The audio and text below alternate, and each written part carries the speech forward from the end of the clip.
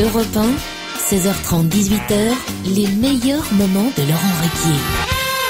Allez, allons aux États-Unis. On a le palmarès. Oh oui, allons-y. On a le palmarès de la 58e remise des prix décernés par les journalistes de la presse étrangère de Hollywood. Alors, on voit, il y a une belle brochette de talent, on va dire. Alors, c'est le film Gladiator qui obtient le prix de meilleur film dramatique. Moi, j'avais pas vu Gladiator. C'était bien ça, vous avez vu? Ah ouais?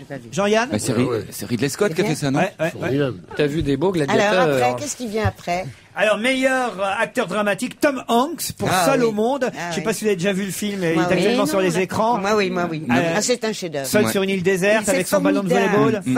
Formidable. Mais c'est vrai, moi j'ai des collègues qui ont été le voir et il paraît que c'est tout à fait ahurissant, quoi. C'est formidable. Les 20 premières minutes avec la séquence de l'accident, du crash de l'avion, t'aimerais pas y être. C'est, paraît-il, extraordinaire. Et surtout avec très peu de moyens. Parce qu'il y a finalement, ça repose que sur les 3/4 du film repose sur un mec et un ballon de volley. Il collectionne les beaux rôles, hein, celui-là, Tom Hanks. Comment on fait pour avoir une carrière comme ça, Jean-Yann? Parce que ce type-là, faut avoir mauvaise haleine et personne veut jouer avec lui.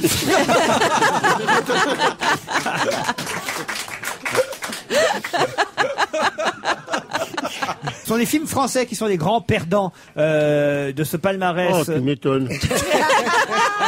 Alors là, je suis sûr, alors, I'm surprised. Totally surprise. Alors, vraiment, alors. Pourquoi vous êtes surprise? Parce que, alors là, les films français, rien du tout. Bah, quoi, alors? Et j'ai oublié Julia Roberts, qui a été récompensée aussi, meilleure actrice dramatique. Bah, tiens. Vous n'aimez pas Julia Roberts? Si, justement, j'ai dit, bah, tiens. Justement. Oui. Quand vous dites bah, tiens, généralement, j'ai des doutes. Non, moi, j'ai dit, bah, tiens. J'ai pas dit, bah, tiens. Bah tiens, non, je les reviens, ça tient. Excusez-moi, j'ai vu dans Pretty Girl. Pretty Woman. Ah oui, Pretty Woman. Mais là, c'est pas pour Pretty Woman. Honnêtement, je m'ai régalé. Et là, c'est pour Erin Brockovich. Vous l'aviez vu dans... Génial. Ouais. Oh là là, quel film. Ouais. Sensationnel. Il y a que Claude qui va au cinéma. Hein. Ah, moi j'adore, j'y vais tout le temps. Mais il va tout le temps. Il a dit qu'il était critique de cirque l'autre jour. C'est vrai. Vous n'y allez pas, vous, alors voir les films? Jamais. Pourquoi? Bah parce que, je sais pas, vous connaissez les plombiers qui, le samedi, vont voir des robinets, vous? Justement, est-ce qu'on était dans les Golden, on vous a remis déjà, vous, des récompenses, genre César, Non, jamais. Molière, Molière, jamais. non, mais César? Ah non, si, j'ai un prix, c'est le seul truc que j'ai dans mes cabinets à Los Angeles, c'est que j'ai eu le prix meilleur rôle féminin. Quoi? Qu'est-ce que tu racontes? Pour Le Boucher. Alors là, celui-là, je l'ai gardé avec Stéphane Audran, parce que il y avait Best Actor et Best Actress, et comme elle s'appelle Stéphane, qui est un prénom d'homme, et moi, que je m'appelle Jean, puisque c'est un prénom de femme, Jean Seberg, tous ces trucs-là. Meilleur acteur masculin, Stéphane Audran. Meilleure actrice, Jean Yanni. C'est chouette. C'est drôle. Alors, reste dans le cinéma, il y a un carton quand même en France. Là, en ce moment, plus d'1 million d'entrées pour Le Placard. Ça fait beaucoup de monde, hein, dans Le Placard. En 5 jours. En 5 jours, c'est énorme. Ils battent le Dîner de cons. Le dernier film qui avait réalisé un aussi grand score, qui avait réussi à passer le cap du million de spectateurs en si peu de temps, c'était Taxi 2. Voilà, c'est un vrai succès pour Francis Weber. Vous auriez pu être dans Le Placard, vous aussi, Jean-Yann. Il y a une telle pléiade d'acteurs là qu'on est même surpris que vous y soyez pas. Hein? Justement, c'est bien ce que je disais tout à l'heure. Je pourrais être dans pratiquement tout. Même dans les 102 Dalmatiens, vous n'êtes pas. Je pourrais être aussi là-dedans. Non, mais je attends, vous ai vu dans une bande-annonce avec une perruque. Voilà. Je t'ai vu dans la bande des loups, je sais pas quoi. Le Pacte des loups. Ah là là. Le Pacte des loups. Le Ah oui, Pacte avec des Vincent loups. Cassel. Ravissante Et Samuel perruque. Le Bihan. Très bien. Alors comment c'est? C'est très beau, c'est un truc formidable et vous irez le voir. La seule chose qui est, ils étaient très bien à tourner avec des coyotes et tout, c'était vraiment rigolo. Le Pacte des loups. Il paraît que le tournage était difficile dans le froid et tout, des conditions Oui, terribles. oui. Pour moi, c'était un peu plus dur que pour les autres parce que j'étais à cheval. Non. Et alors, je vais vous dire, pour me monter sur le bourrin, c'est pas non plus... très honnêtement, heureusement qu'on n'a pas pris de photos parce que... pour mon ego, ça aurait été dur, vous voyez. C'est pour ça que on a commencé par un tabouret, mais comme on était en extérieur, après, j'étais avec un camion qui monte là à l'arrière, tu sais, pour charger les gros paquets. Un monte charge. Un monte charge, mais parce que c'est des trucs de hydraulique, fou, là. ces animaux-là. Ça n'a l'air de rien un cheval, mais je sais pas, ça fait que 3 mètres, 50. C'est des trucs, en plus avec une épée, des bottes, un machin, une perruque, un chapeau, un tricorne, un machin et tout. Des gens qui remuent autour, qui parlent et tout. Ce que j'ai fait au départ, et j'ai pas osé l'avouer, je le dis maintenant, simplement parce qu'on est entre amis, c'est que la première fois où je suis monté sur ce cheval, au lieu de m'asseoir sur la selle, je suis tombé derrière la selle.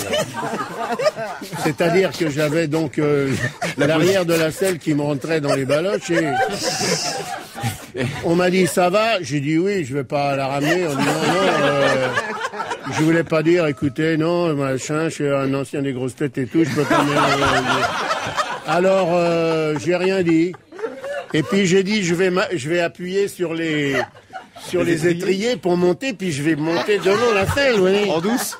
En faux cul. En loose dé. Mais j'ai jamais pu décoller de ton cheval. Fallait que tu restes longtemps sur ton cheval. Mais toute la journée. Alors moi j'étais embêté parce qu'on s'arrêtait pour la cantine des fois. Je voulais pas y aller moi. Moi je disais amenez-moi mon plateau sur le cheval, il va falloir que je remonte. Mais c'est un truc de fou, ça. Vous vous rendez pas compte ce que c'est que d'être sur un cheval? Si on vous propose Lucky Luke, une supposition, un rôle-titre, Lucky Luke, ça vous prenez pas? Non, je veux bien faire des trucs avec des dauphins, avec des machins comme ça, parce que ça flotte, on est dans l'eau, on est plus léger, ils sont gentils, bon, ça sent un peu le poisson, mais le cheval, c'est une horreur. En plus, ça court, ça chie partout, c'est une...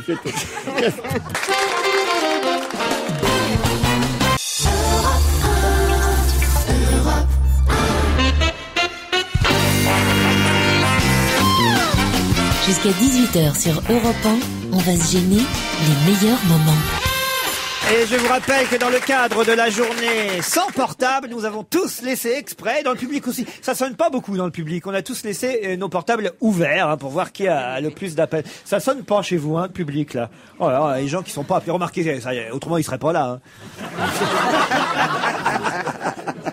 On passe à quelque chose de plus rigolo, c'est les Chinois qui vont devoir finir leur canard au restaurant. Je sais pas si vous avez vu cette info. Oui, j'ai vu ça. Le journal ou la bouffe? La bouffe. C'est une chaîne de Shanghai qui est spécialiste dans le canard laqué qui a décidé d'offrir une ristourne de 10% aux clients qui ne laisseraient rien dans leur assiette. Pourquoi? Parce qu'il y a une coutume en Chine. Voilà, exactement. Il y a une coutume en Chine. Expliquez-la, le Bolloc. Ben, je crois que en Chine, si vous finissez, si vous êtes invité quelque part et que vous finissez complètement votre assiette, eh bien, c'est faire injure à votre hôte. À la personne qui paye, qui vous invite. La personne qui vous invite parce qu'il vous aurait pas assez nourri. Voilà. Et c'est là qu'on voit que les Éthiopiens sont mal élevés. Alors, en tout cas, voilà. Donc, cette chaîne de restaurants dit non. Chez nous, vous pourrez manger tout jusqu'au bout. Et mieux, si vous mangez tout, vous aurez 10% de réduction. Belle mesure. Moi, je fais du poulet à la maison, il est content. Franck Dubosc. Allez. Allô? Quand la Chine téléphone. Oui, Tony, c'est la journée sans portable aujourd'hui, donc on veut faire chier la journée sans portable. Je vais être obligé de te raccrocher au nez, je suis en pleine émission. Mais moi aussi, je t'aime. C'est bien elle. Bah, on se rappelle. Ça, c'est une attachée de presse, ça peut pas être autre chose. Oui, moi aussi, je t'adore. Au revoir, Jean-Claude.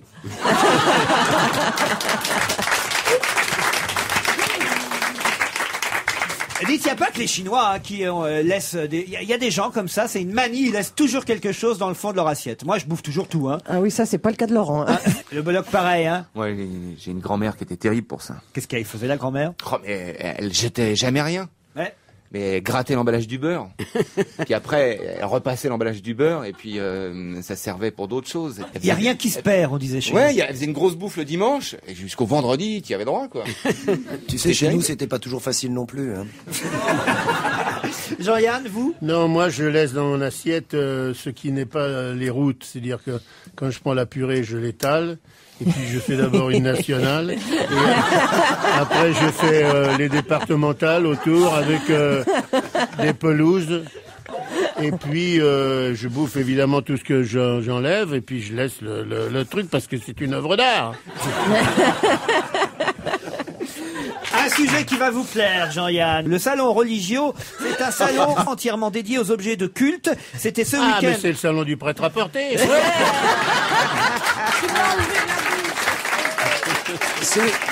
C'est un peu ce qu'on appelle Catorama. Voilà. C'est le Salon international des objets du culte et services des églises chrétiennes.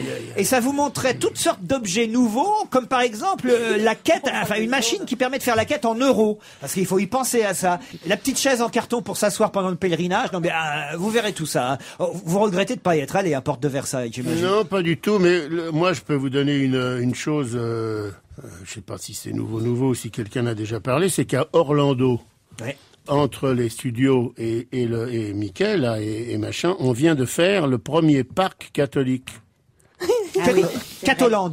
Voilà, Catoland, qui est un énorme truc aussi grand que Disneyland, avec la crèche, la maison de Joseph, la maison de Marie, la demeure de Pharaon, tout ça avec des personnages vivants.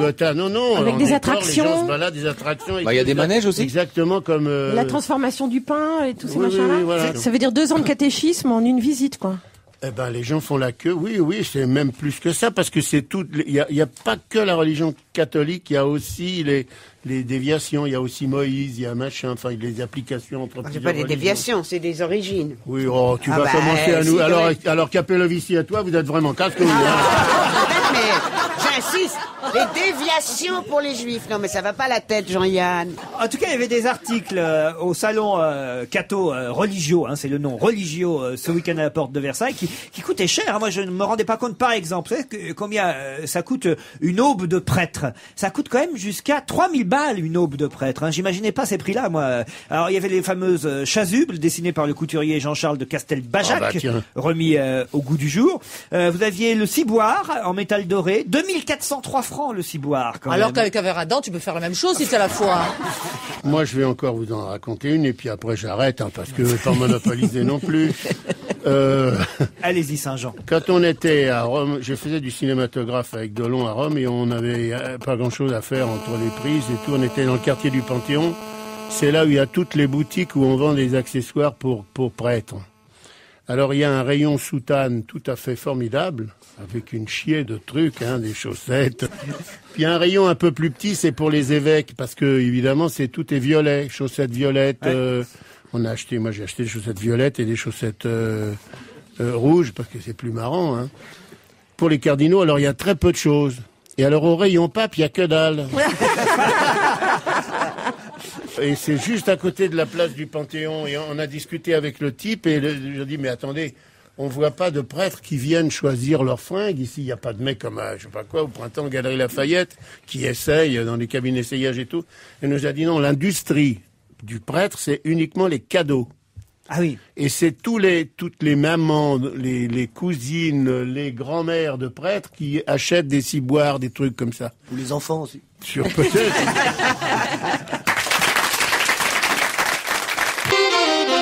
Europe 1, les meilleurs moments de Laurent Ruquier. C'est le docteur Stuart Milloy qui a inventé cet appareil incroyable, dont les mérites sont vantés par le New Scientist, une vraie revue scientifique. Alors, il s'agirait d'une télécommande qui pourrait provoquer chez les femmes des orgasmes à volonté. Ah oui. Ah, j'en avais une à l'époque.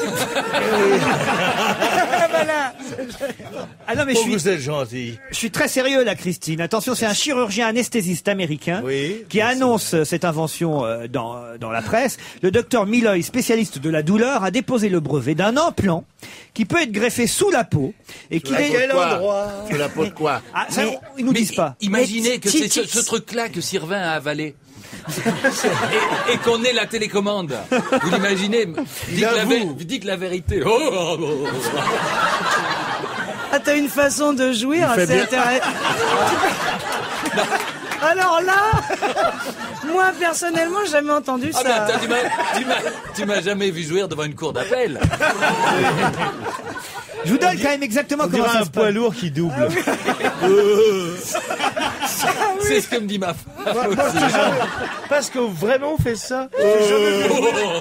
Vous me laissez décrire l'objet pour... Oui, décrivez-nous l'objet, allez-y. On se doute. Alors, c'est un implant qui va être greffé sous la peau et qui va délivrer des signaux électriques aux centres érogènes. Selon l'AFP, qui authentifie la source de l'information, l'idée serait apparue au cours d'une opération de routine, alors que ce docteur posait des électrodes au niveau de la moelle épinière d'une patiente pour la soulager de douleur. Tout d'un coup, lors d'une stimulation, la femme... il a gueulé mêle à moi, je l'ai lu sur le... Je l'ai lu sur un truc. Non, elle a dit mieux que ça, elle a dit docteur, vous allez devoir apprendre ça à mon mari. Alors, le docteur se dit, tiens. Il a fait plusieurs autres essais et il a fini par concevoir un boîtier plus petit qu'un paquet de cigarettes, implantable dans le corps des futures clientes et relié à une télécommande. Vous appuyez sur la télécommande et hop, un orgasme chez la femme. Et conscient des implications révolutionnaires de sa découverte, il ajoute, le docteur, la machine pourrait être bridée afin qu'elle ne délivre pas plus de temps d'orgasme dans la journée. Ah bah oui. Et parce que c'est emmerdant. Ah oui, moi j'ai dit à toutes les femmes qui vivent autour de moi, j'ai dit il y a plus de 17 organes par jour, ça ne marche pas. Tu as le droit à 17 orgasmes, pas plus. Surtout qu'avec la parité, maintenant, les filles conduisent des autobus et tout, vous voyez les nénettes sur les boulevards extérieurs. Ça c'est pas mal. Les conductrices de train et tout. Et les juges. Silence ou je fais éjaculer la salle.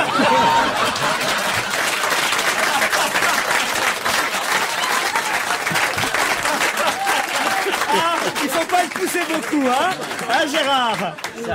On croit Si le connaître. les et on le Belges découvre. commencent à être drôles, maintenant je m'en vais.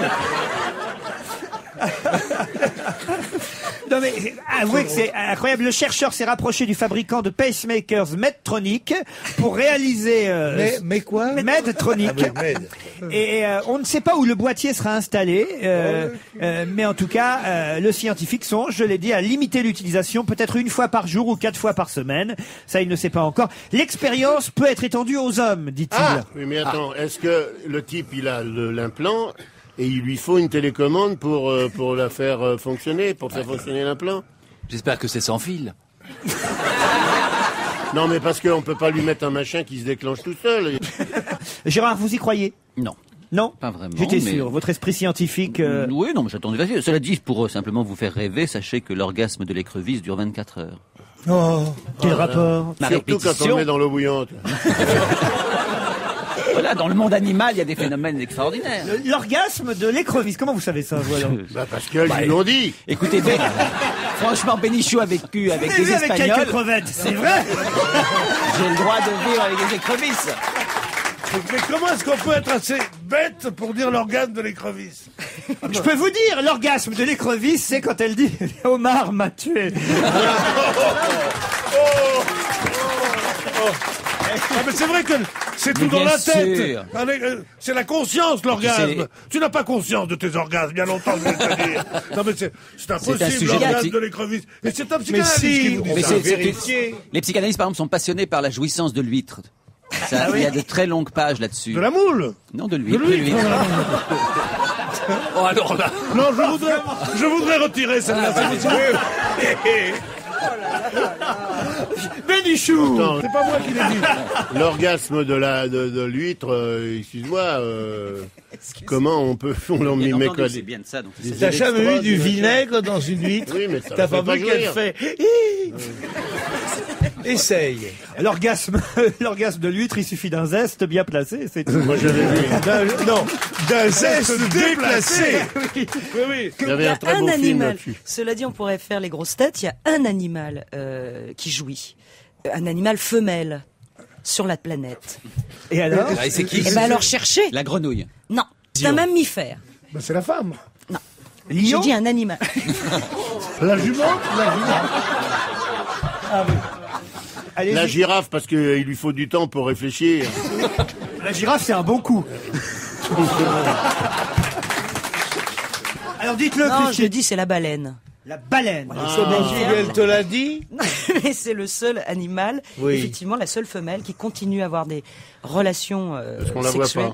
pas. Ce qui est formidable, c'est que dès qu'on s'intéresse à la sexualité des animaux, on est dépassé. Moi, j'avais lu des choses formidables, par exemple, sur le crapaud. Lorsque le crapaud vient se saisir de sa partenaire. Tu sais qu'il a pas de zizi. Voilà, mais alors, il monte sur son dos, et à ce moment-là, il ne lâche plus quoi qu'il se passe. Et il y a d'horribles expériences où on coupe une patte pour voir s'il va lâcher. Il lâche pas. On coupe la deuxième patte, il lâche toujours pas. Ça me rappelle quelqu'un. On coupe la tête.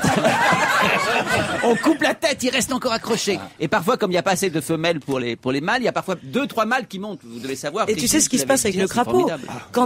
Quand il a pas de pénis, mais il a des roubignoles. Ah ouais, forcément, une drôle de père. Et quand accidentellement elles sont coupées, par exemple, il passe sur un caillou, clac. Attends, explique-moi comment on peut se couper les couilles en passant sur un caillou. Ça m'intéresse, moi. Moi, j'ai un esprit scientifique. Souvenez-vous, Jospin, Cisjordanie. Eh ben, il se transforme en femelle. Voilà, il devient femelle. Il dit, je m'en fous, tu m'as coupé les machins, tiens, maintenant, on va me faire tirer par les mecs. Mais l'accouchement de la baleine est problématique. Ah oui, pourquoi? Parce que la baleine est un mammifère. On est Bien sûr. Oui, bien et quand elle perd les os, on s'en aperçoit pas.